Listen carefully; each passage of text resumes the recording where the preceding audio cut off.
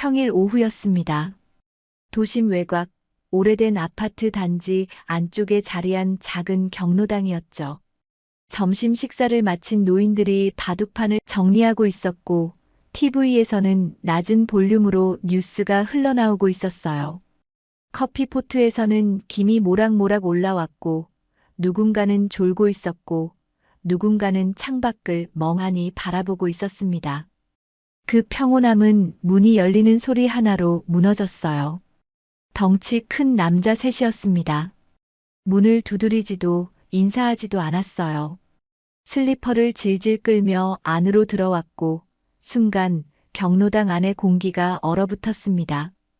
이 동네에서 소문난 조폭들이었어요. 주변 상가에서 돈을 걷고 노인들만 모여 있는 곳은 건드리지 않는 척하던 인간들이었죠.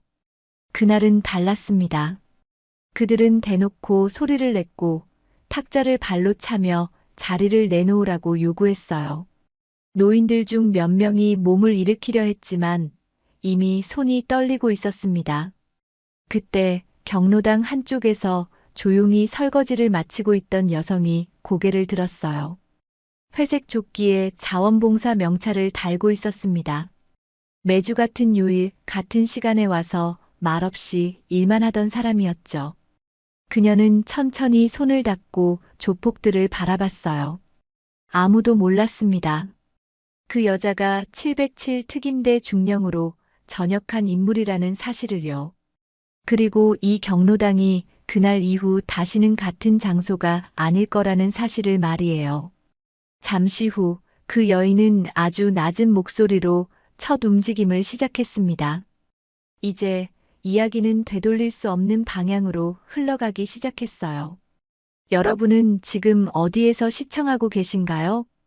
댓글로 지역을 남겨주시면 진심을 담아 건강과 행운을 보내드리겠습니다. 구독과 좋아요, 알림 설정은 더 좋은 이야기를 만드는 큰 힘이 됩니다. 이 경로당은 동네에서 가장 조용한 곳이었습니다. 몸이 불편한 노인들, 혼자 사는 어르신들, 갈 곳 없는 사람들이 하루 몇 시간이라도 서로 얼굴을 보는 공간이었죠. 그렇기에 누군가에게는 가장 만만한 장소이기도 했어요. 조폭들은 그 사실을 정확히 알고 있었습니다. 처음에는 담배를 피우러 들어왔다가 그 다음엔 커피를 달라 했고 마지막엔 자리와 돈을 요구하기 시작했죠. 노인들은 신고하지 못했어요. 괜히 일이 커질까 두려웠고 보복이 더 무서웠습니다. 그날도 그들은 그 연장선이라 생각했어요.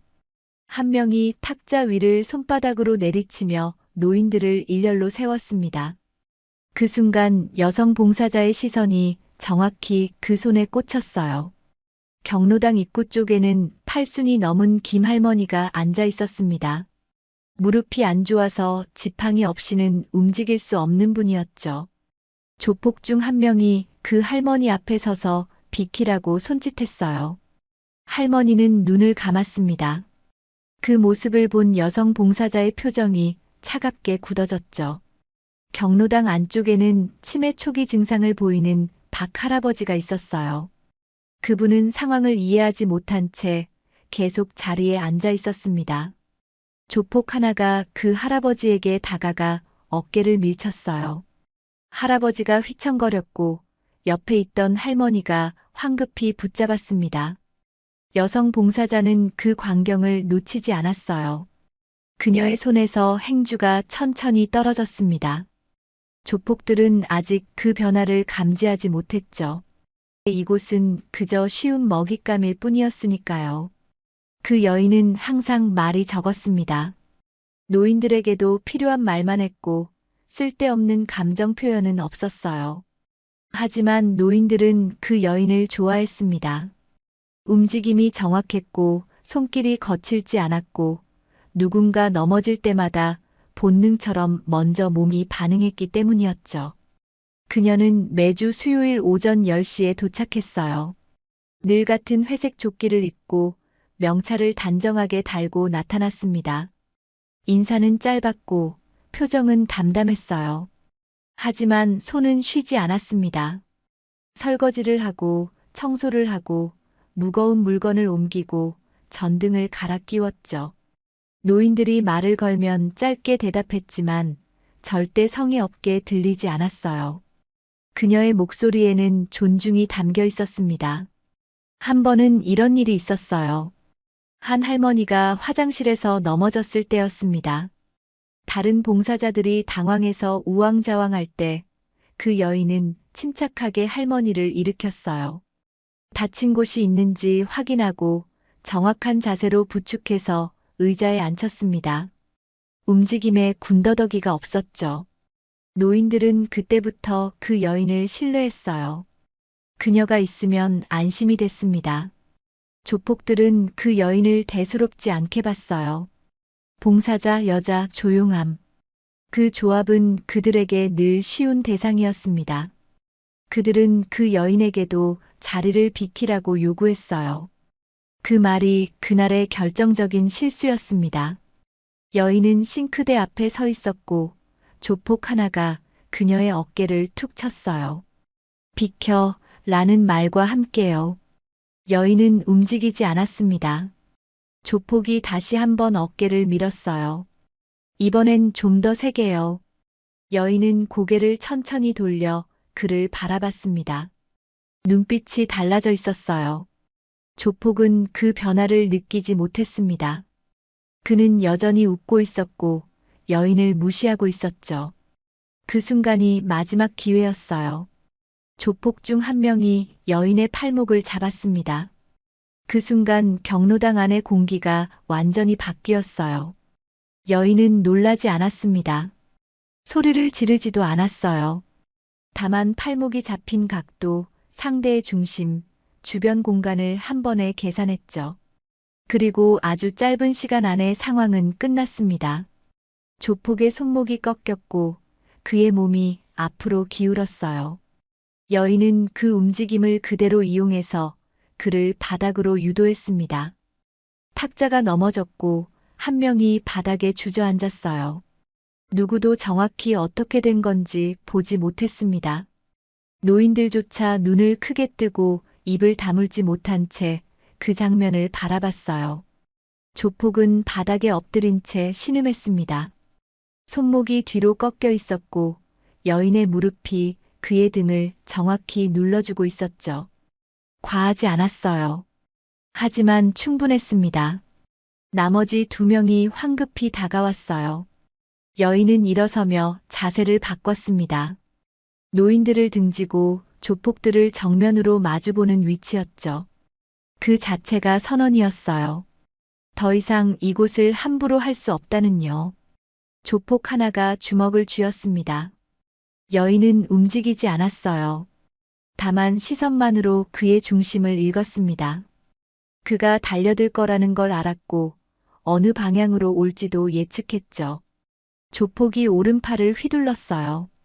여인은 반 걸음 물러서며 그 궤적을 피했습니다. 그리고 정확히 팔꿈치 관절을 눌렀어요. 조폭의 몸이 옆으로 비틀렸고 균형을 잃었습니다. 여인은 그를 바닥에 내려놓듯 제압했어요. 폭력이 아니었습니다. 통제였죠. 마지막 한 명이 남았어요. 그는 이미 물러서고 있었습니다. 여인은 그를 쫓지 않았어요. 다만 눈으로 경고했습니다. 더 이상은 없다고요. 경로당 안은 고요했습니다. 노인들은 숨을 죽이고 있었고 조폭들은 바닥에 쓰러져 있었어요. 여인은 천천히 손을 털고 다시 싱크대로 돌아갔습니다. 마치 아무 일도 없었다는 듯이요. 조폭들은 당황했습니다. 여자는 여전히 봉사자 복장을 하고 있었지만 움직임은 훈련된 사람의 그것이었어요. 흔들림 없는 자세, 짧고 정확한 거리 유지, 쓸데없는 동작이 하나도 없었습니다. 그제야 그들 중 한 명이 이상함을 느꼈어요. 이 여자는 지금 싸우는 게 아니었습니다. 제압하고 있었어요. 바닥에 쓰러진 조폭이 일어나려 했지만 손목이 욱신거려서 움직일 수 없었습니다. 여인은 그를 내려다보지도 않았어요. 이미 끝난 상대였으니까요. 경로당 회장인 이 할머니가 떨리는 목소리로 여인을 불렀습니다. 선생님, 괜찮으세요? 여인은 고개를 끄덕였어요. 표정은 여전히 담담했습니다. 노인들은 그 모습에서 무언가 다른 걸 느꼈어요. 이 사람은 평범한 봉사자가 아니라는 걸요. 조폭 하나가 벌떡 일어나 문 쪽으로 달려갔습니다. 여인은 막지 않았어요. 도망치는 건 제압 대상이 아니었으니까요. 남은 두 명은 여전히 바닥에 있었습니다. 여인은 그들에게 다가가지 않았어요. 적정 거리를 유지한 채 노인들을 지켰습니다. 한 할아버지가 조심스럽게 물었어요. 선생님, 어디서 배우신 거예요? 여인은 잠시 침묵했습니다. 그리고 아주 짧게 대답했어요. 군대에서요. 그 한마디로 충분했습니다. 노인들은 더 이상 묻지 않았어요. 조폭들은 그제야 자신들이 누구를 건드렸는지 깨달았습니다. 이 여자는 훈련받은 사람이었어요. 그것도 보통 수준이 아니었습니다. 바닥에 누운 조폭이 다시 일어나려 했지만 여인의 시선 하나에 멈췄어요. 그 눈빛에는 경고가 담겨 있었습니다. 움직이지 마라 라고요. 조폭은 그대로 얼어붙었습니다. 여인은 더 이상 물러서지 않았습니다. 노인들 뒤로 한 발짝도 물러나지 않게 자신의 위치를 잡았어요. 그 자체가 방패였습니다. 조폭 한 명이 다시 달려들려 했고 그 순간 여인의 손이 정확히 목을 눌렀어요. 숨이 막히는 압박이 느껴졌습니다. 공포가 먼저 올라왔어요. 그제야 그들은 깨달았습니다. 이곳은 그들이 마음대로 할 수 있는 장소가 아니라는 것을요. 여인은 조폭의 목을 놓아줬어요. 그는 기침을 하며 뒤로 물러섰습니다. 여인은 한 발짝 앞으로 나갔어요. 그 움직임만으로도 조폭들은 위축됐습니다. 이 여자는 지금 자신을 지키는 게 아니었어요. 노인들을 지키고 있었습니다. 김할머니가 지팡이를 짚고 일어서려 했어요. 여인은 손짓으로 앉아 계시라고 했습니다. 할머니는 그대로 앉았어요. 여인의 목소리는 낮았지만 단호했습니다. 조폭들은 더 이상 버틸 수 없었어요. 한 명은 이미 손을 들었고 한 명은 문 쪽으로 물러섰습니다. 여인은 끝까지 그들을 주시했어요. 도망칠 공간을 주지 않았습니다. 경로당 안은 숨소리만 들릴 정도로 조용했어요. 노인들은 여인의 뒷모습을 바라봤습니다. 그 모습에서 안도감이 느껴졌어요. 조폭 하나가 벌떡 일어나 소리를 질렀습니다. 어디 군대 나왔다고 이래? 여인은 대답하지 않았어요. 다만 한 걸음 더 앞으로 나갔습니다. 그 한 걸음이 모든 걸 말해줬어요.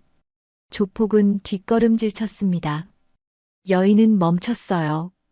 더 이상 가까이 갈 필요가 없었으니까요. 조폭들은 서로 눈치를 봤습니다. 이곳에서 더 이상 버틸 수 없다는 걸 알았어요. 여인은 여전히 노인들 앞을 지키고 있었습니다. 그 자세는 흔들리지 않았어요. 경로당 회장이 떨리는 목소리로 여인의 이름을 불렀습니다. 선생님, 혹시 어디서 그런 걸 배우신 거예요? 여인은 잠시 망설였어요. 평소라면 대답하지 않았을 겁니다. 자신의 과거를 굳이 드러낼 필요가 없었으니까요. 하지만 이 순간만큼은 달랐습니다. 노인들이 안심할 수 있도록, 조폭들이 다시는 이곳을 넘보지 못하도록 정확한 선을 그어야 했어요. 여인은 천천히 입을 열었습니다. 707 특임대에서 복무했습니다. 중령으로 전역했어요. 그 한마디는 경로당 안의 공기를 완전히 바꿔놓았습니다. 노인들은 숨을 죽였고 바닥에 쓰러져 있던 조폭들조차 얼어붙었어요. 707 특임대. 대한민국에서 가장 정예로 알려진 특수부대 중 하나였습니다. 그곳에 여군으로 들어간다는 것 자체가 이미 상상을 초월하는 일이었어요. 수많은 지원자 중에서도 극소수만이 선발되고 그 중에서도 끝까지 살아남는 사람은 더 적었습니다. 중령이라는 계급은 그곳에서 10년 이상을 버텼다는 증명이었어요. 조폭 중 한 명이 바닥에서 몸을 일으키려다 다시 주저앉았습니다. 손이 떨리고 있었어요. 다른 한 명은 이미 문 쪽으로 뒷걸음질 치고 있었습니다. 707이라는 이름이 주는 무게를 그들도 알고 있었어요. 군대를 다녀온 사람이라면 누구나 그 이름을 들어봤을 겁니다. 뉴스에서, 다큐멘터리에서, 선배들의 이야기에서요. 그곳은 전설 같은 곳이었습니다. 여인은 표정을 바꾸지 않았어요. 다만 시선만으로 조폭들을 압박했습니다. 더 이상의 말은 필요 없었어요. 이미 상황은 끝난 거나 다름없었습니다. 조폭 하나가 떨리는 목소리로 중얼거렸습니다. 미쳤다. 여기서 이러면 안 되는데. 다른 하나가 급하게 그를 끌어당겼어요. 가자, 빨리. 그들은 서로를 부축하며 문 쪽으로 향했습니다. 여인은 그들을 막지 않았어요. 도망치는 건 제압 대상이 아니었으니까요. 다만 마지막까지 시선으로 그들을 따라갔습니다. 다시는 돌아오지 마라는 무언의 경고였어요. 문이 열렸고 조폭들이 급하게 빠져나갔습니다. 계단을 내려가는 발소리가 점점 멀어졌어요. 경로당 안에는 다시 정적이 찾아왔습니다. 노인들은 여전히 숨을 죽이고 있었어요. 방금 일어난 일이 현실인지 확신하지 못하는 표정들이었습니다. 여인은 천천히 몸을 돌려 싱크대로 돌아갔어요. 손을 씻고 앞치마를 다시 정돈했습니다. 마치 아무 일도 없었다는 듯한 동작이었어요. 김할머니가 떨리는 손으로 입을 가렸습니다. 눈물이 핑 돌고 있었어요. 두려워서가 아니었습니다. 안도감이었어요. 박 할아버지는 멍하니 여인의 뒷모습을 바라봤습니다. 매주 수요일마다 와서 설거지하고 청소하고 말없이 일하던 그 여자가 바로 저런 사람이었다니요. 이 할머니는 천천히 자리에서 일어났습니다. 다리에 힘이 풀려 휘청거렸지만 곧 중심을 잡았어요. 그리고 여인에게 다가갔습니다. 선생님. 여인이 고개를 돌렸어요. 할머니의 눈에서 눈물이 흘러내리고 있었습니다. 고맙습니다. 정말 고맙습니다. 여인은 조용히 고개를 숙였어요. 아니에요, 할머니. 당연한 일을 했을 뿐이에요. 하지만 노인들은 알고 있었습니다. 이게 결코 당연한 일이 아니라는 걸요. 누군가 나서지 않았다면 오늘 이 경로당에서 어떤 일이 벌어졌을지 모르는 일이었어요. 여인은 다시 설거지를 시작했습니다. 물소리가 경로당 안을 채웠어요.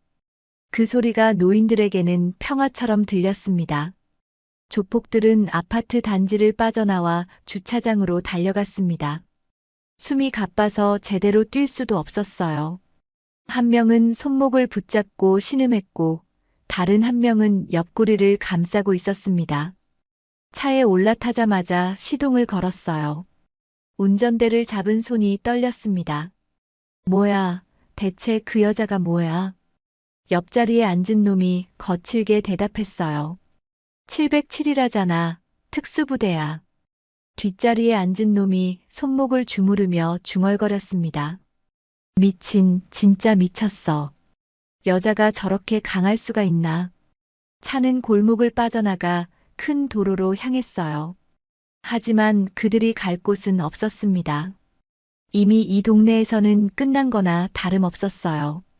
707 출신이 지키고 있는 경로당을 건드렸다는 소문이 퍼지면 그들의 입지는 완전히 사라질 겁니다. 조폭 세계에서도 선은 있었어요. 건드리면 안 되는 사람, 건드리면 안 되는 장소가 있었습니다. 그들은 그 선을 넘었어요. 차 안은 침묵으로 가득했습니다. 누구 하나 말을 꺼내지 못했어요. 결국 한 명이 입을 열었습니다. 형님한테 보고해야 돼. 운전하던 놈이 황급히 고개를 저었어요. 미쳤어? 이거 보고하면 우리만 죽어. 하지만 숨길 수도 없었습니다. CCTV에 다 찍혔을 거고 주변 주민들이 봤을 거예요. 곧 경찰이 올 겁니다. 결국 그들은 조직 두목에게 전화를 걸었어요. 전화 너머로 욕설이 쏟아졌습니다. 두목은 즉시 그들을 불러들였어요.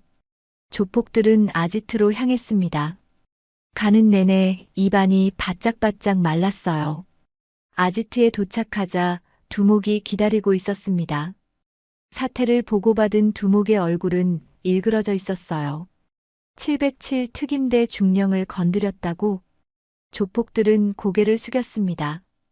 두목은 한숨을 내쉬었어요. 이미 끝난 거야, 너희들. 두목도 알고 있었습니다. 이건 단순한 시비가 아니라는 걸요.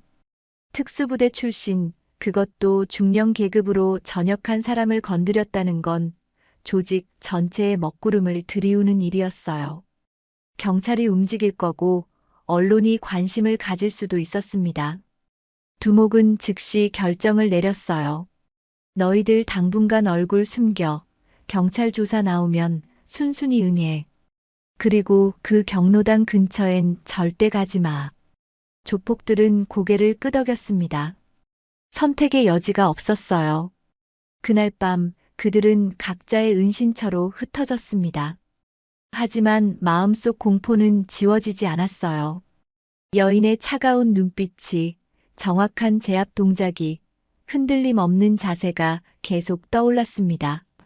그들은 깨달았어요. 세상에는 건드려선 안 될 사람이 있다는 걸요.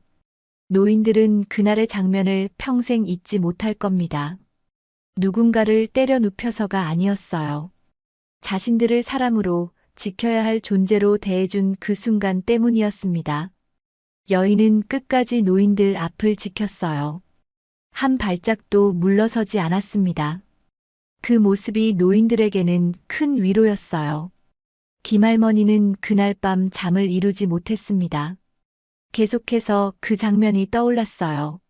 조폭이 자신에게 다가왔을 때의 공포, 그리고 여인이 앞을 가로막았을 때의 안도감이요. 할머니는 이불을 끌어안고 조용히 눈물을 흘렸습니다. 두려움의 눈물이 아니었어요. 감사의 눈물이었습니다. 박 할아버지는 자식들에게 전화를 걸었어요. 오늘 경로당에서 있었던 일을 이야기했습니다. 자식들은 깜짝 놀라며 물었어요. 아버지, 괜찮으세요? 다친 데는 없으세요? 할아버지는 대답했습니다. 괜찮아. 우릴 지켜준 사람이 있었어. 707 특임대 출신이래. 우리 경로당 봉사 오시는 분이. 자식들은 안도의 한숨을 내쉬었어요. 그리고 그 봉사자에게 꼭 감사 인사를 전하라고 했습니다. 이 할머니는 경로당 문을 잠그며 긴 한숨을 내쉬었어요. 사실 그동안 경로당 운영이 두려웠습니다. 조폭들이 자꾸 들락거렸고 노인들이 불안해했고 자신도 어떻게 해야 할지 몰랐어요. 경찰에 신고하면 보복이 두려웠고 참고 넘어가자니 상황이 점점 악화됐습니다. 하지만 이제는 달랐어요. 이곳을 지켜주는 사람이 있다는 걸 알았으니까요. 다음 날 아침 경로당은 평소보다 일찍 문을 열었습니다. 노인들이 하나둘 모여들었어요. 모두 어제 일을 이야기하고 있었습니다. 정말 대단하더라, 그 선생님. 맞아, 조폭들이 순식간에 제압당했잖아. 707이라며? 특수부대 중에서도 최고라던데. 노인들의 대화는 계속 이어졌어요. 하지만 그 속에는 단순한 호기심이 아니라 깊은 감사가 담겨 있었습니다. 한 할아버지가 조용히 말했어요. 그분은 우릴 사람으로 대해줬어. 노인네들이라고 무시하지 않았지.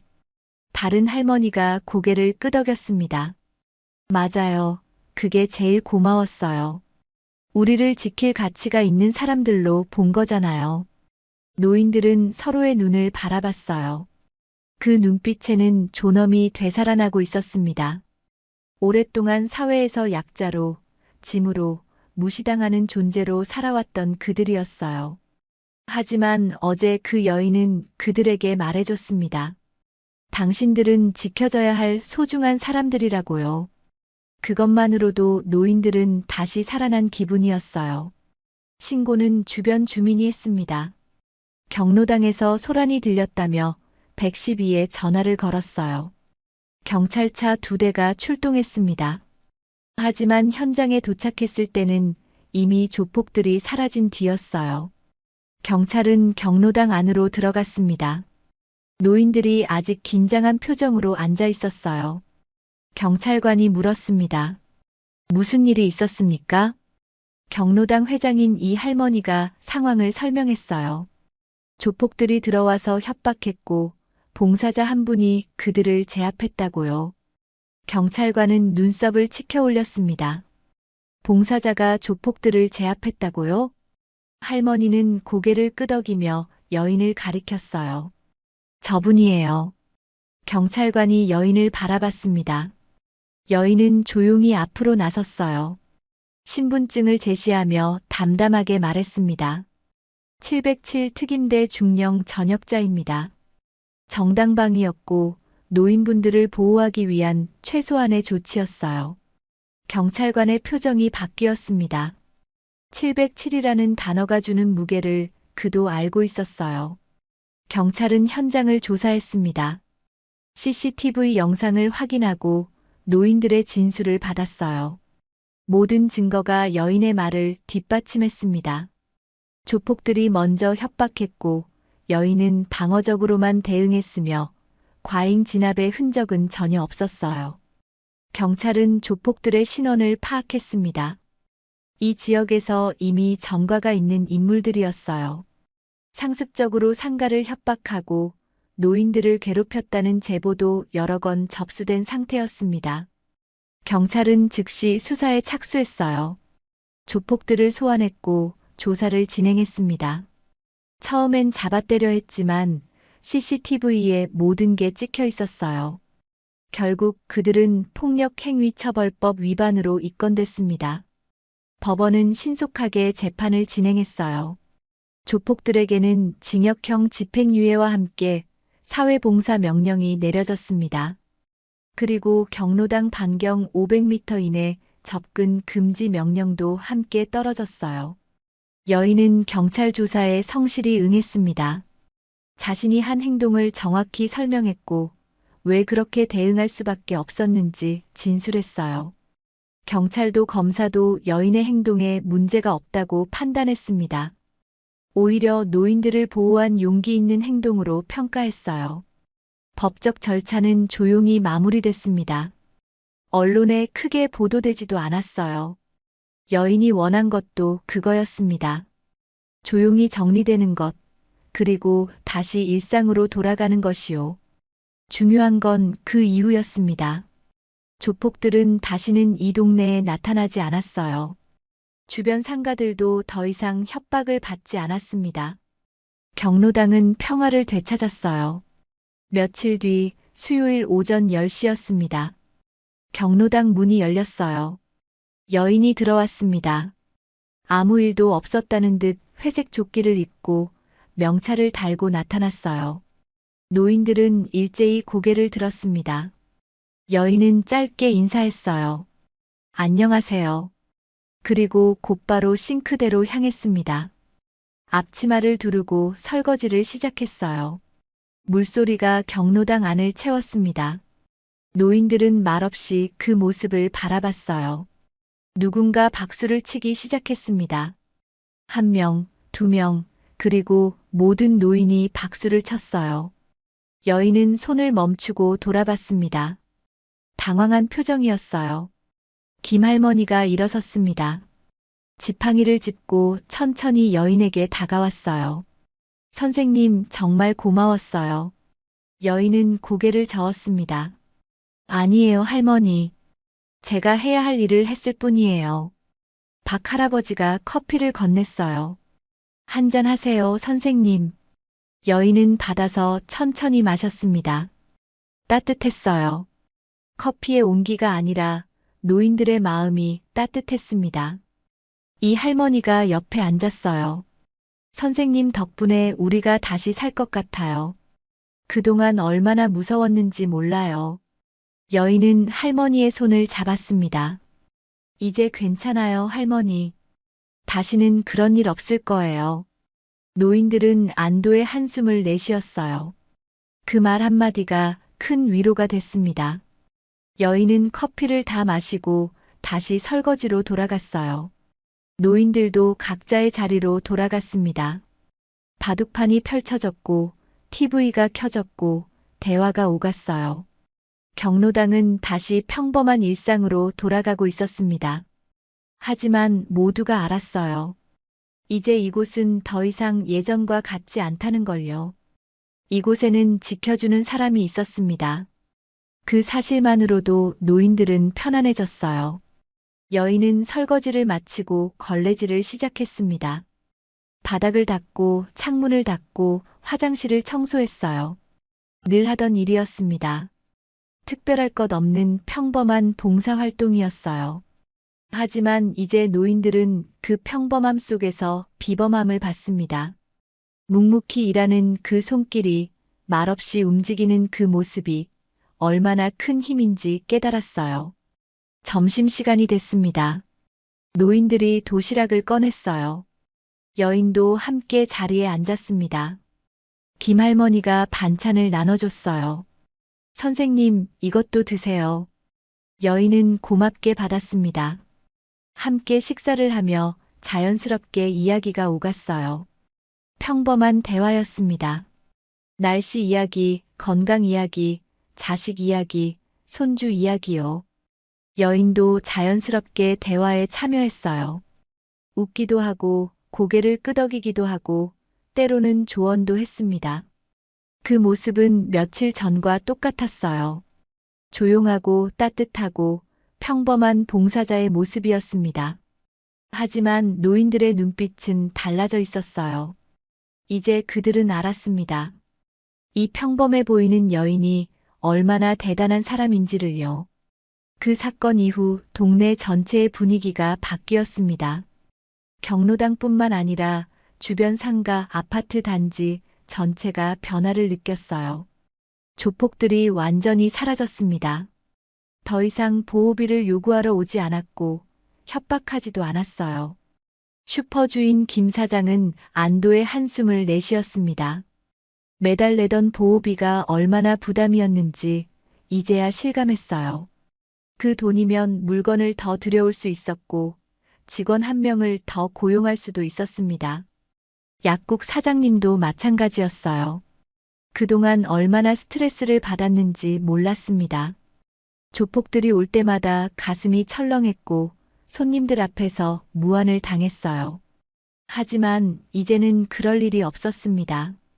동네 분위기가 밝아졌어요. 사람들이 더 자주 밖으로 나왔고 서로 인사를 나눴습니다. 저녁에 산책하는 노인들이 늘어났고 아이들이 놀이터에서 뛰어놀았어요.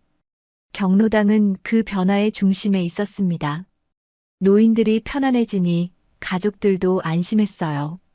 자식들이 더 자주 찾아왔습니다. 주말이면 손주들을 데리고 경로당에 들렀어요. 할머니, 할아버지들이 손주들과 시간을 보낼 수 있는 안전한 공간이 됐습니다. 경로당은 이제 단순한 노인 쉼터가 아니었어요. 동네 커뮤니티의 중심이 됐습니다. 여인은 그 모습을 보며 조용히 미소 지었어요. 자신이 한 일은 작았지만 그 파급 효과는 컸습니다. 한 사람이 용기를 냈을 때 얼마나 많은 것이 바뀔 수 있는지 보여준 순간이었어요. 어느 날 슈퍼주인 김 사장이 경로당을 찾아왔습니다. 손에 과일 박스를 들고 있었어요. 선생님, 감사 인사 드리러 왔어요. 여인은 당황했습니다. 저한테요? 김 사장은 고개를 끄덕였어요. 선생님 덕분에 우리 동네가 살았어요. 조폭들이 완전히 사라졌거든요. 여인은 손사래를 쳤습니다. 제가 한 건 아니에요. 경로당 어르신들을 지킨 것뿐이에요. 하지만 김 사장은 알고 있었습니다. 그 작은 용기가 동네 전체를 바꿨다는 걸요. 약국 사장님도 찾아왔어요. 영양제 한 박스를 들고 왔습니다. 선생님 건강 챙기세요. 여인은 난처한 표정을 지었어요. 이러시면 안 되는데요. 하지만 사장님은 웃으며 말했습니다. 마음이에요, 선생님. 받아주세요. 노인들은 그 광경을 흐뭇하게 바라봤어요. 동네 사람들이 여인에게 감사를 표하는 모습이 보기 좋았습니다. 여인은 결국 선물들을 받았어요. 그리고 그것들을 경로당에 기부했습니다. 과일은 노인들과 나눠 먹었고, 영양제는 몸이 약한 어르신들께 나눠드렸어요. 노인들은 감동했습니다. 끝까지 자신을 드러내지 않으려는 여인의 모습에요. 그 사건이 조용히 알려지면서 경로당에는 변화가 생겼습니다. 새로운 봉사자들이 찾아오기 시작한 거예요. 처음엔 대학생 2명이었습니다. 사회복지학과 학생들이었어요. 경로당에서 봉사활동을 하고 싶다며 찾아왔습니다. 이 할머니는 반가워했어요. 그동안 봉사자가 부족해서 운영이 힘들었거든요. 대학생들은 일주일에 2번씩 오기로 했습니다. 여인은 그들을 반겼어요. 처음 오는 날 봉사자들에게 경로당 운영 방법을 알려줬습니다. 설거지는 이렇게 하고요. 청소는 이 순서대로 하면 돼요. 그리고 가장 중요한 건 어르신들을 대하는 태도예요. 대학생들이 집중해서 들었어요. 존중하는 마음으로 대해야 해요. 느리더라도 기다려드리고 같은 말씀을 여러 번 하셔도 인내심을 가져야 해요. 여인의 설명은 명확했습니다. 대학생들은 고개를 끄덕이며 메모했어요. 한 대학생이 조심스럽게 물었습니다. 선생님, 혹시 그날 일 정말 있었던 거예요? 여인은 잠시 망설이다 고개를 끄덕였어요. 네, 있었어요. 대학생의 눈이 반짝였습니다. 대단하세요, 정말. 여인은 손을 저었어요. 대단한 게 아니에요. 필요한 일을 했을 뿐이에요. 그리고 여러분도 여기서 필요한 일을 하게 될 거예요. 어르신들을 돕고 이야기를 들어드리고 함께 시간을 보내는 것. 그게 바로 우리가 해야 할 일이에요. 대학생들은 진지하게 고개를 끄덕였습니다. 다음 주에는 직장인 봉사자가 왔어요. 퇴근 후 시간을 내서 오겠다는 30대 여성이었습니다. 회사원으로 일하지만 의미 있는 일을 하고 싶다고 했어요. 여인은 그녀도 환영했습니다. 함께 설거지를 하며 이야기를 나눴어요. 봉사 처음이세요? 네, 해보고 싶었는데 용기가 안 났어요. 그런데 이 경로당 이야기를 듣고 꼭 오고 싶었어요. 여인은 미소 지었습니다. 잘 오셨어요. 여기 어르신들 정말 좋으세요. 직장인 봉사자는 노인들과 자연스럽게 어울렸어요. 커피를 나눠드리고 이야기를 들어드리고 함께 웃었습니다. 노인들도 젊은 사람들이 오는 걸 좋아했어요. 활기가 생겼고 대화 주제도 다양해졌습니다. 경로당은 점점 활기를 되찾아갔어요. 여인은 그 중심에서 조용히 역할을 했습니다. 새로운 봉사자들을 교육하고 노인들과의 연결고리를 만들어줬어요. 자신이 드러나지 않으면서도 모든 것이 원활하게 돌아가도록 했습니다. 한 달이 지났을 때 경로당에는 정기 봉사자가 10명으로 늘어났어요. 대학생, 직장인, 주부, 은퇴자까지 다양한 사람들이 모였습니다. 이 할머니는 감격했어요. 이렇게 많은 사람이 우릴 도와주다니. 여인은 조용히 말했습니다. 사람들이 원래 선했어요, 할머니. 그저 기회가 없었을 뿐이에요. 어느 날 새로운 대학생 봉사자가 여인에게 물었습니다. 선생님, 707에서는 뭘 배우셨어요? 여인은 설거지하던 손을 멈췄어요. 잠시 생각하다 대답했습니다. 많은 걸 배웠죠. 전투 기술도 배웠고 생존 기술도 배웠어요. 하지만 가장 중요하게 배운 건 따로 있었어요. 대학생이 눈을 반짝이며 물었습니다. 뭔데요?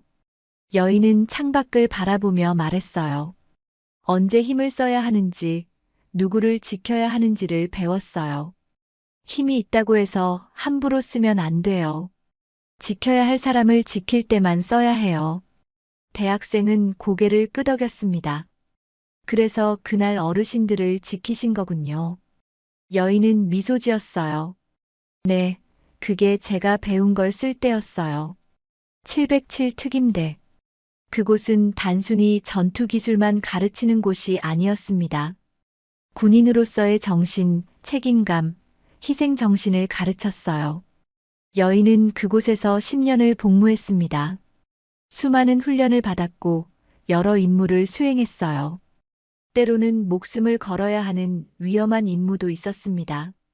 하지만 그 모든 경험이 여인을 만들었어요. 강하지만 절제할 줄 알고 용감하지만 신중하고 단호하지만 따뜻한 사람으로요.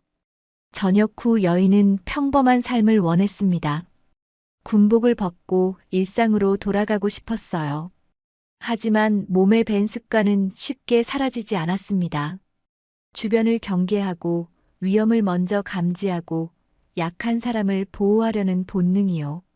봉사활동을 시작한 것도 그런 이유였어요. 자신의 능력을 의미 있게 쓰고 싶었습니다. 경로당을 선택한 건 우연이었어요. 집 근처에 있었고 도움이 필요해 보였고 노인들이 편안해 보였습니다. 처음엔 그저 설거지만 하려 했어요. 말없이 일하고 조용히 돌아가려 했습니다. 하지만 시간이 지나며 노인들과 가까워졌어요. 그들의 이야기를 들었고 그들의 삶을 이해했습니다. 그리고 깨달았어요. 이곳이 바로 자신이 있어야 할 곳이라는 걸요. 조폭들이 들이닥쳤을 때 여인은 선택의 순간을 맞았습니다. 물러설 수도 있었어요. 경찰을 부르고 상황이 정리될 때까지 기다릴 수도 있었습니다. 하지만 여인은 나섰어요. 노인들 앞을 지켰습니다. 그게 바로 707에서 배운 거였어요. 지켜야 할 사람 앞에서는 물러서지 않는 것이요. 여인은 화려한 삶을 원하지 않았습니다. 전역 후 평범한 일상을 꿈꿨어요.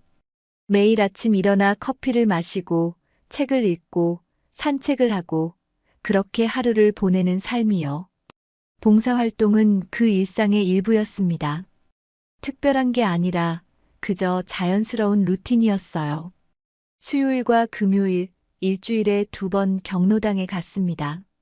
설거지를 하고 청소를 하고 노인들과 이야기를 나눴어요. 그 시간이 여인에게는 평화였습니다. 군대에서의 긴장감, 임무의 압박감, 생명의 위협에서 벗어나 진짜 사람으로 살 수 있는 시간이었어요. 노인들도 여인에게 평화를 줬습니다. 그들은 여인의 과거를 캐묻지 않았어요. 그저 현재 여인을 받아들였습니다. 설거지를 도와주는 봉사자로, 함께 차를 마시는 사람으로, 때로는 손녀 같은 존재로요. 김할머니는 가끔 여인의 손을 잡으며 말했어요. 선생님 손이 참 따뜻해요. 여인은 미소 지었습니다. 할머니 손도 따뜻해요. 그런 작은 순간들이 여인을 치유했어요. 전쟁 같았던 삶에서 평화로운 일상으로 돌아오게 해줬습니다. 조폭 사건 이후에도 여인은 변하지 않았어요. 여전히 수요일과 금요일에 경로당에 왔고 똑같이 설거지를 하고 청소를 했습니다. 노인들이 특별하게 대하려 할 때도 손사래를 쳤어요. 그냥 편하게 대해주세요, 할머니. 저는 그저 봉사자예요. 하지만 노인들은 알고 있었습니다. 이 사람이 얼마나 특별한지를요. 어느 날 오후 여인은 경로당 창가에 앉아 있었어요. 밖에는 비가 내리고 있었습니다. 박 할아버지가 옆에 앉았어요. 선생님, 후회하지 않으세요? 여인이 고개를 돌렸습니다. 뭐료, 할아버지? 군대 그만둔 거요. 중령까지 하셨으면 더 높이 올라갈 수도 있었잖아요. 여인은 잠시 생각하다 대답했어요. 후회 안 해요, 할아버지. 그때가 제 때였어요. 더 있었으면 제가 원하는 삶을 못 살았을 거예요. 할아버지가 물었습니다. 선생님이 원하는 삶이 뭔데요? 여인은 창밖을 바라보며 말했어요. 이런 거요. 조용히 살면서 필요한 곳에 있고 의미 있는 일을 하는 것. 화려할 필요 없어요. 그저 평범하게 하지만 가치 있게 살고 싶어요. 할아버지는 고개를 끄덕였습니다. 선생님은 이미 그렇게 살고 계세요. 우리한테는 선생님이 정말 소중한 사람이에요. 여인은 할아버지의 손을 잡았어요. 저도 할아버지들이 소중해요. 이곳이 제게는 집 같아요. 그 사건은 경로당을 넘어 지역사회 전체에 영향을 미쳤습니다. 조폭들이 사라지자 동네 상권이 살아났어요. 슈퍼, 약국, 분식집, 세탁소 모두 장사가 나아졌습니다. 보호비로 나가던 돈이 사라지자 수익이 늘었고 그 돈으로 가게를 개선할 수 있었어요. 슈퍼 주인은 냉장고를 새로 샀습니다. 약국 사장님은 내부 인테리어를 바꿨어요. 분식집 사장님은 메뉴를 추가했습니다. 동네가 활기를 되찾았어요. 사람들이 더 자주 밖으로 나왔고 골목에서 웃음소리가 들렸습니다. 저녁이면 산책하는 노인들이 늘었고 아이들이 놀이터에서 뛰어놀았어요. 아파트 경비원들도 변화를 느꼈습니다. 예전엔 조폭들이 드나들 때마다 긴장했는데 이제는 그럴 필요가 없었어요. 주민들도 경비원들에게 더 친절해졌습니다. 감사하다고 말하고 명절이면 선물을 주기도 했어요. 경로당은 그 변화의 상징이 됐습니다. 주민들은 경로당을 보며 안심했어요. 저곳에서 노인들이 안전하다면 우리 동네도 안전하다는 뜻이었으니까요. 동사무소에서도 관심을 가졌습니다. 직원이 경로당을 방문해서 필요한 게 없는지 물었어요.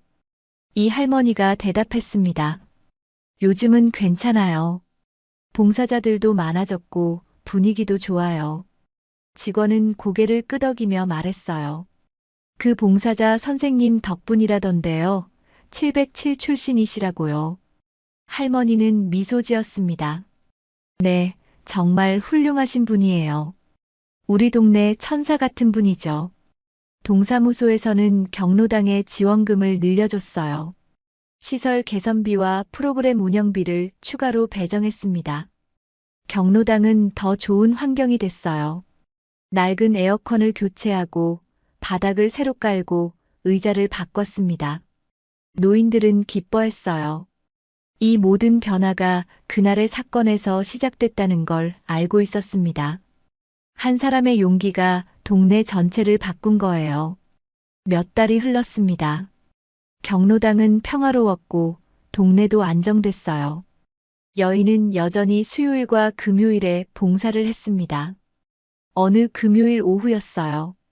여인이 청소를 마치고 쉬고 있을 때 경로당 문이 열렸습니다. 낯선 남자였어요. 40대 후반쯤 돼 보이는 양복을 입은 남자였습니다. 그는 경로당 안을 둘러보며 들어왔어요. 여기 경로당 맞죠? 이 할머니가 대답했습니다. 네, 맞아요. 무슨 일이세요? 남자는 명함을 내밀었어요. 재개발 추진위원회에서 나왔습니다. 이 건물이 재개발 구역에 포함됐어요. 노인들이 웅성거렸습니다. 재개발이라니 갑자기 무슨 소리인가요? 남자는 서류를 꺼내 보여줬어요. 이미 결정된 사항입니다. 3개월 안에 이 건물을 비워주셔야 해요. 이 할머니는 당황했습니다. 3개월? 그럼 우리는 어디로 가요? 남자는 무심하게 대답했어요. 그건 알아서 하셔야죠. 보상금은 나갑니다. 여인이 자리에서 일어났어요. 남자를 바라보며 조용히 물었습니다. 노인분들께 다른 경로당을 알선해 주실 건가요? 남자는 고개를 저었어요. 그건 우리 소관이 아닙니다. 구청에 문의하세요. 여인의 눈빛이 차가워졌습니다. 노인분들이 갈 곳도 없는데 무조건 나가라는 건가요? 남자는 짜증스럽게 대답했어요. 법대로 하는 겁니다. 재개발 구역이면 나가야죠. 여인은 한 걸음 앞으로 나갔어요. 법대로 하시려면 제대로 하세요. 대체 경로당 알선, 이주 대책, 보상금 산정 근거를 제시하셔야죠. 남자는 당황했습니다. 이 여자가 생각보다 만만하지 않았어요. 그건 나중에 통보됩니다. 여인은 단호하게 말했어요. 지금 당장 자료를 가져오세요. 아니면 이거는 무효입니다. 남자는 황급히 서류를 챙겨 나갔어요. 문이 닫히자 노인들이 불안해했습니다. 선생님, 우리 정말 나가야 하나요? 여인은 노인들을 안심시켰어요. 걱정 마세요. 제가 알아볼게요. 절차상 문제가 있을 거예요. 여인은 그날 밤 자료를 찾아봤습니다. 재개발 관련 법규, 경로당 보호조항, 노인복지법을 꼼꼼히 살폈어요. 그리고 발견했습니다. 경로당은 재개발 시 우선 보호시설이라는 조항을요. 대체 시설 없이 철거할 수 없었습니다. 다음 날 여인은 구청을 찾아갔어요. 담당 공무원을 만나 따졌습니다. 경로당 철거 전에 대체 시설을 마련하셨나요? 공무원은 당황했어요. 아, 그게 아직. 여인은 법 조항을 제시했습니다. 노인복지법 37조에 명시돼 있어요. 경로당 철거 시 반드시 대체 시설을 먼저 마련해야 한다고요. 공무원은 식은땀을 흘렸습니다. 확인해 보겠습니다. 여인은 물러서지 않았어요. 일주일 안에 답변 주세요. 그리고 노인분들께 직접 설명하러 오세요. 이번엔 물리적인 싸움이 아니었습니다. 법적, 행정적 싸움이었어요. 여인은 저녁 후 행정학을 공부했었습니다. 사회에 나와서 필요할 거라 생각했고 실제로 도움이 됐어요. 여인은 재개발 관련 자료를 철저히 분석했습니다. 추진위원회의 절차상 하자를 찾아냈고 구청의 행정 소홀을 지적했어요. 그리고 변호사를 찾아갔습니다. 무료 법률 상담을 해주는 공익 변호사였어요. 상황을 설명하자 변호사가 고개를 끄덕였습니다. 승산 있어요. 절차상 명백한 하자가 있네요. 여인은 노인들과 함께 대책위원회를 만들었어요. 서명을 받고 구청에 민원을 넣고 언론에 제보했습니다. 지역 신문에서 관심을 가졌어요. 기자가 경로당을 찾아와 취재했습니다. 노인들의 이야기를 듣고 여인의 설명을 들었어요. 기사가 나갔습니다. 재개발에 밀려나는 경로당, 노인들 갈 곳 없어. 반응이 뜨거웠어요. 지역 주민들이 분노했고 시민단체가 지지 성명을 냈습니다. 구청은 압박을 받았어요. 결국 구청장이 직접 경로당을 찾아왔습니다. 죄송합니다. 저희가 미처 확인하지 못했습니다. 대체 시설을 마련하겠습니다. 여인은 단호하게 말했어요. 언제까지 마련하시겠습니까? 구청장은 대답했습니다. 3개월 안에 같은 동네에 새 경로당을 마련하겠습니다. 그 전까지는 현재 경로당을 계속 사용하셔도 됩니다. 노인들은 안도의 한숨을 내쉬었어요. 여인은 고개를 끄덕였습니다. 약속 지켜주세요. 구청장은 악수를 청했어요. 감사합니다, 선생님. 선생님 덕분에 저희가 실수를 바로잡을 수 있었습니다. 여인은 악수를 받았습니다. 노인분들을 위해서예요. 꼭 약속 지켜주세요. 3개월 후 새 경로당이 문을 열었습니다. 같은 동네, 걸어서 5분 거리에 있었어요. 시설도 훨씬 좋았습니다. 넓은 공간, 새 가구, 깨끗한 화장실, 최신 가전제품까지요. 노인들은 감격했어요. 이 모든 게 여인 덕분이라는 걸 알고 있었습니다. 이사하는 날 노인들이 모두 나왔어요. 짐을 옮기고 새 경로당을 정리했습니다. 여인도 함께 일했어요. 박스를 나르고 가구를 배치하고 청소를 했습니다. 김할머니가 여인의 손을 잡았어요. 선생님 정말 고마워요. 선생님 아니었으면 우리 갈 곳도 없었을 거예요. 여인은 고개를 저었습니다. 아니에요, 할머니. 우리 모두 함께 한 거예요.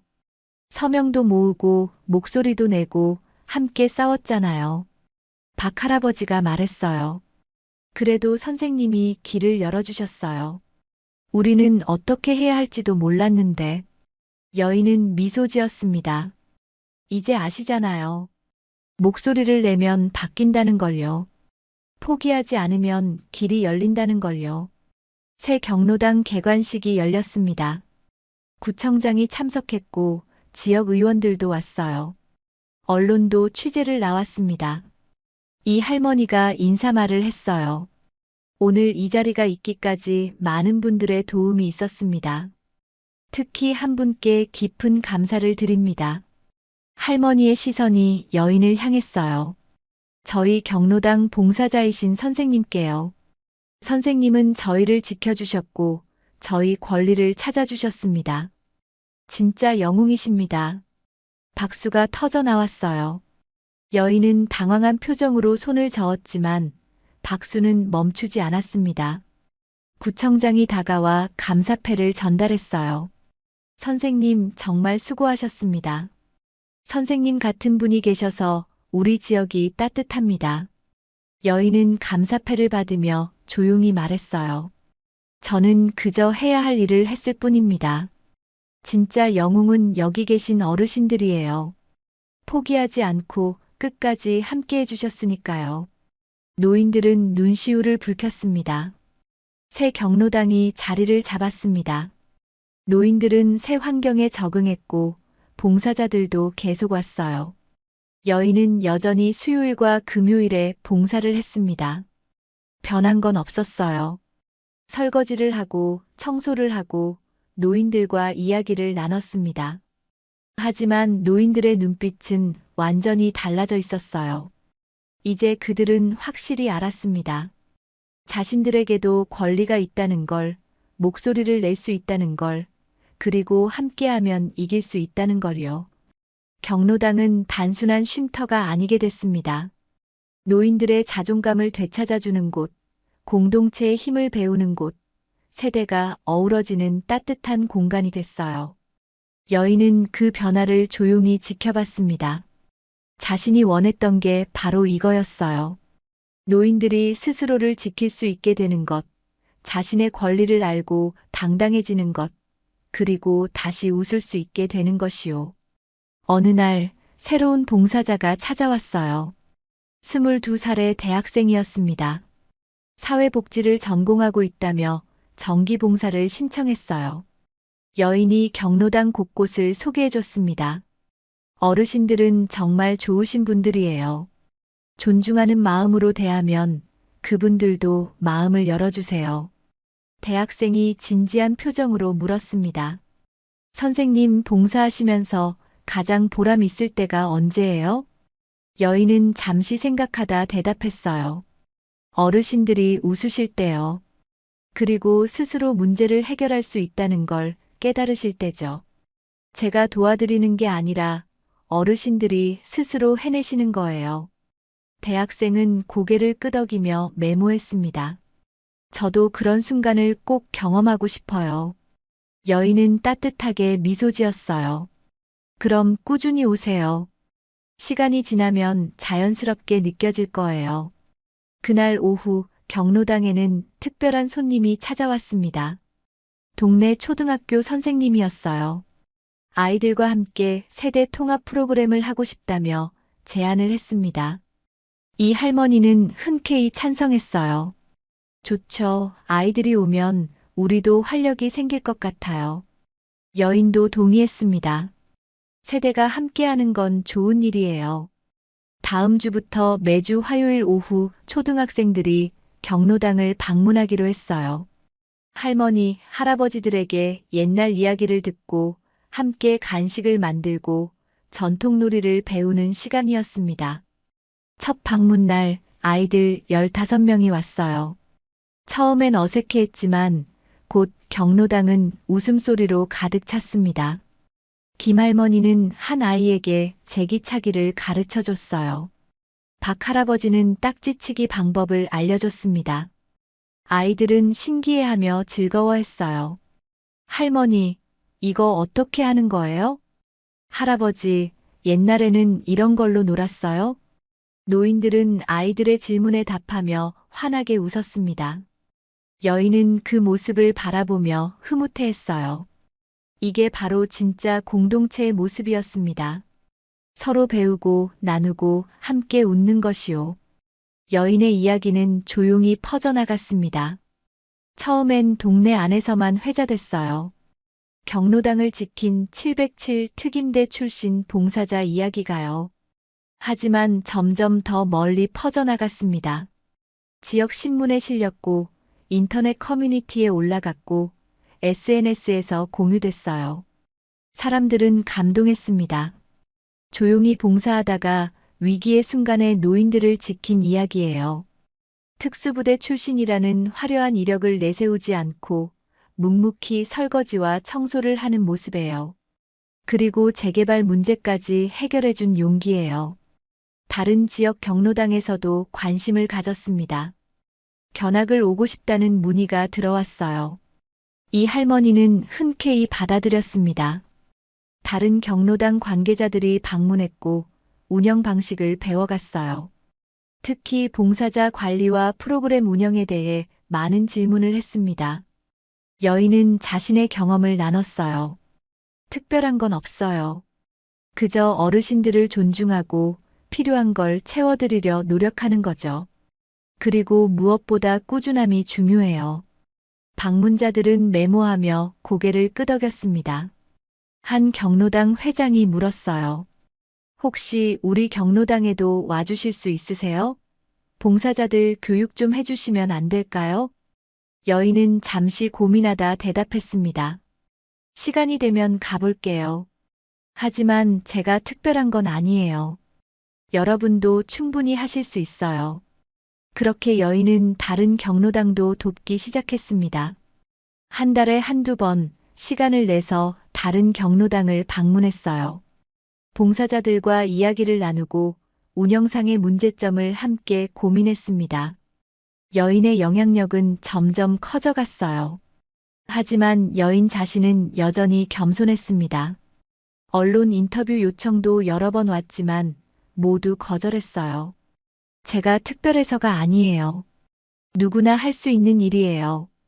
저를 부각시키기보다 어르신들과 봉사의 가치를 알려주세요. 기자들은 아쉬워했지만 여인의 뜻을 존중했습니다. 대신 경로당 봉사의 중요성, 노인 인권, 세대 통합에 대한 기사를 썼어요. 여인이 원했던 건 바로 그거였습니다. 자신이 주목받는 게 아니라 문제가 주목받는 것이요. 1년 반이 흘렀습니다. 경로당은 이제 지역의 모범 사례가 됐어요. 복지부에서 우수 경로당으로 선정했고 지원금도 늘어났습니다. 하지만 가장 큰 변화는 사람들의 마음이었어요. 노인들은 자존감을 되찾았습니다. 사회에서 짐이 아니라 여전히 가치 있는 존재라는 걸 깨달았어요. 봉사자들은 진짜 봉사의 의미를 배웠습니다. 일방적으로 베푸는 게 아니라 함께 성장하는 것이라는 걸요. 지역 주민들은 공동체의 힘을 실감했어요. 함께하면 어떤 문제도 해결할 수 있다는 걸 경험했습니다. 어느 겨울날 오후였어요. 첫눈이 내리고 있었습니다. 경로당 창문으로 하얀 눈송이가 내리는 게 보였어요. 여인은 따뜻한 차를 준비하고 있었습니다.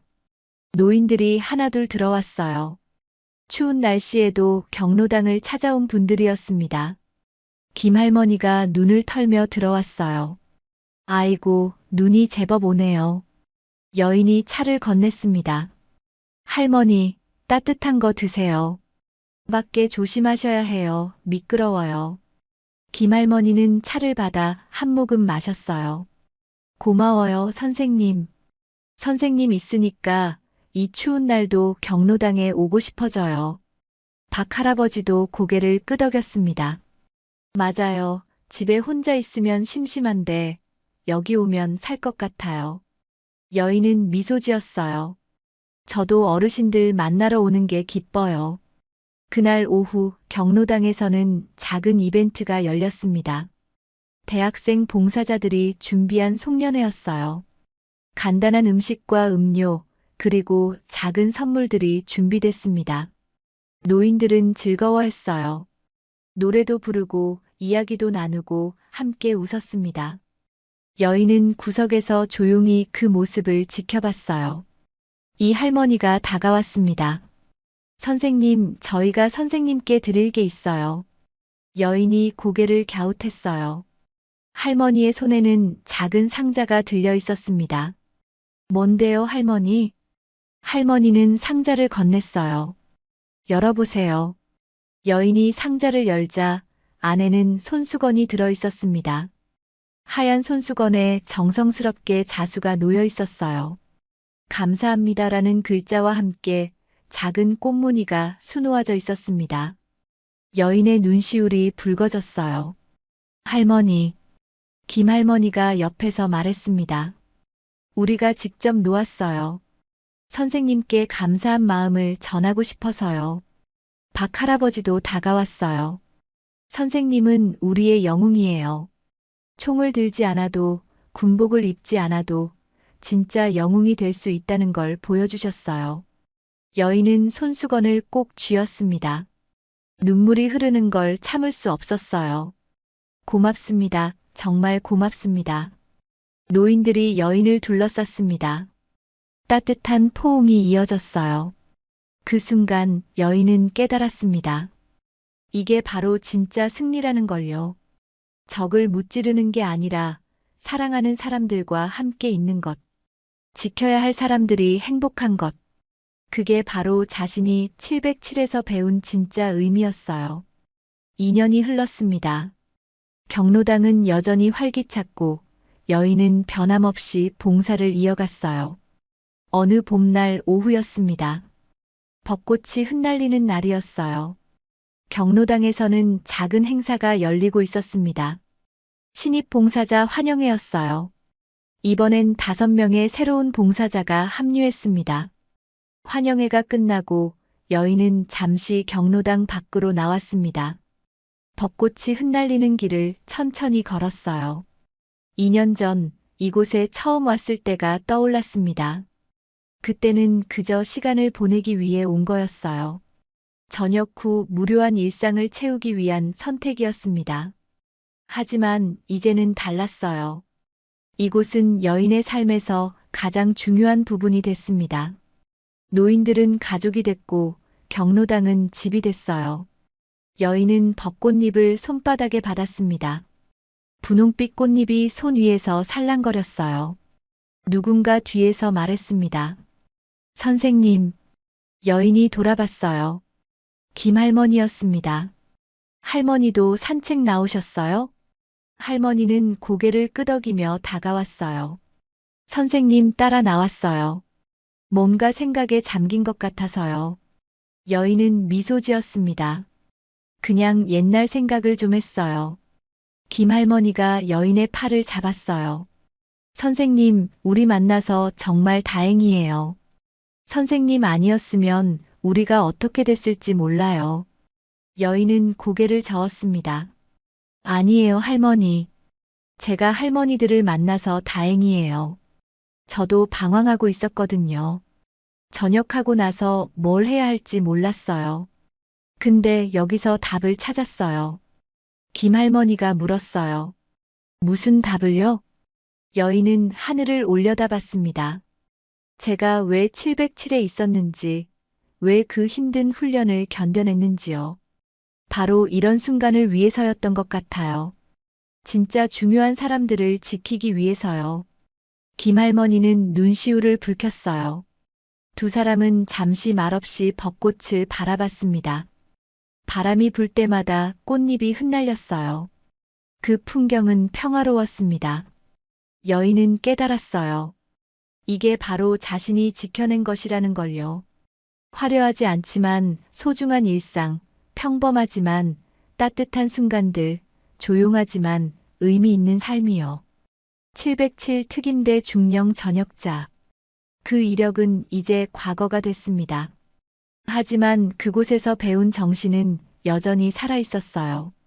지켜야 할 사람을 지키는 것, 정의를 실천하는 것, 그리고 끝까지 책임지는 것이요. 경로당 안에서 웃음소리가 들려왔습니다. 새 봉사자들이 노인들과 이야기를 나누고 있었어요. 여인은 김할머니와 함께 안으로 들어갔습니다. 설거지를 시작했어요.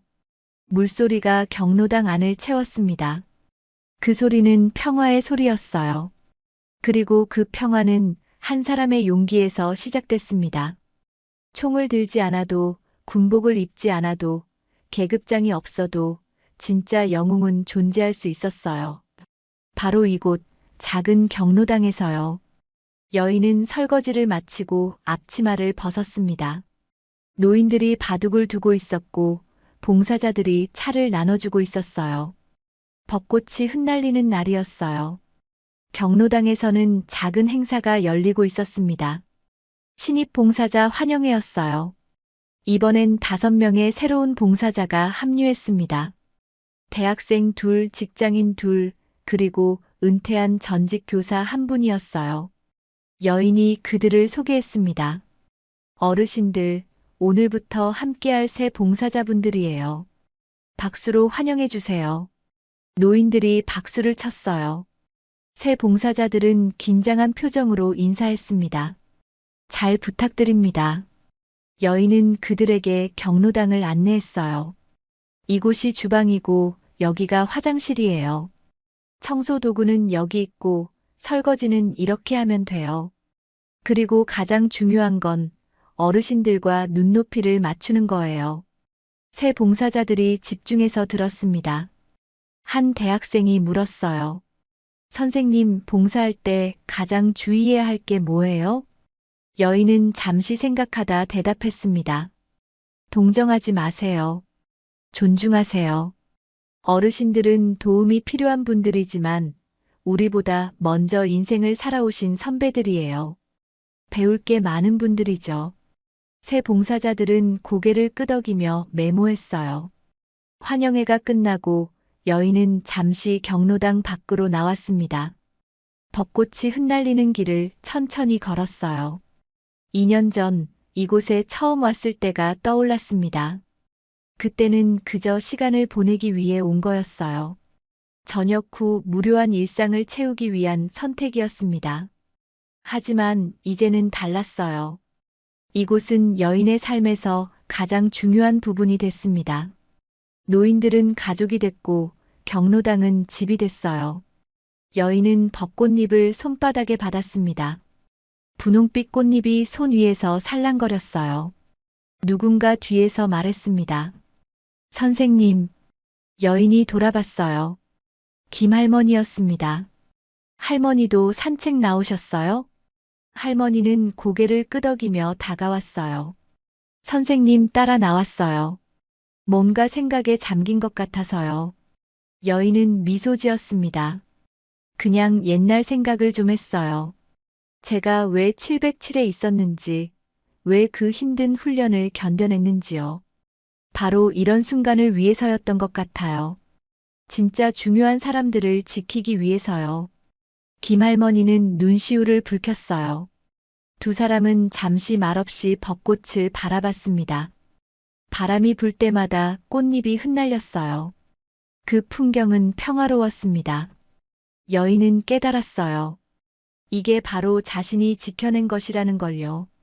화려하지 않지만 소중한 일상, 평범하지만 따뜻한 순간들, 조용하지만 의미 있는 삶이요. 707 특임대 중령 전역자. 그 이력은 이제 과거가 됐습니다. 하지만 그곳에서 배운 정신은 여전히 살아 있었어요. 여인은 마지막 점검을 했어요. 불은 껐는지, 문은 잠겼는지, 정리는 됐는지 확인했습니다. 모든 게 완벽했어요. 여인은 불을 끄고 밖으로 나왔습니다. 문을 잠그며 경로당을 한 번 더 바라봤어요. 이곳이 자신의 전장이었습니다. 총알이 날아다니지 않는, 폭탄이 터지지 않는, 하지만 매일매일 작은 전투가 벌어지는 곳이요. 외로움과의 전투, 무기력함과의 전투, 불의와의 전투였어요. 그리고 여인은 그 전투에서 이기고 있었습니다. 노인들의 웃음소리가 그 증거였어요. 여인은 집으로 향했습니다. 그리고 이 평화는 앞으로도 계속될 것입니다. 여인이 있는 한요. 이것이 바로 그때의 감동이었습니다.